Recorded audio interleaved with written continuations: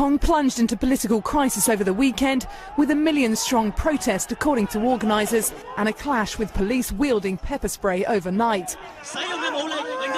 Sunday's march flooded streets to protest against amendments to laws that would allow suspects to be extradited to China. But despite the backlash, on Monday, Hong Kong's leader Carrie Lam said a debate on the extradition bill will go ahead on Wednesday. But this bill is not about mainland.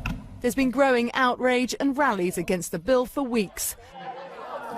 Last month, a brawl even broke out between pro-democracy lawmakers and Beijing loyalists. A broad group is opposing the law. For businesses and lawyers, and even US and European officials have issued formal warnings. Reuters' James Pomfret explains why. This law will, for the first time, allow the Chinese legal system to seep directly into the Hong Kong system. So it won't be as independent as it has been, truly independent, since Hong Kong returned from British to Chinese rule in 1997. So this is really a turning point for what Hong Kong means as a legal entity, what Hong Kong means as an international city. And for the first time ever, anyone who lives or passes through Hong Kong vulnerable to the reach of Chinese authorities. Human rights groups say that China does not have a free and independent legal system. Hong Kong people and people around the world, they just don't trust the Chinese Communist Party to respect the rights of individuals. So that is the bottom line. Officials argue a loophole has allowed the city to become a haven for mainland criminals, and the bill would close it.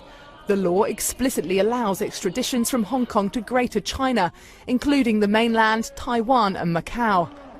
I think Carrie Lam's only been in office 2 years, but she's succeeded in that short space of time to make herself one of the most unpopular officials ever. It's probably one of the largest protests I've ever seen in many years of reporting here.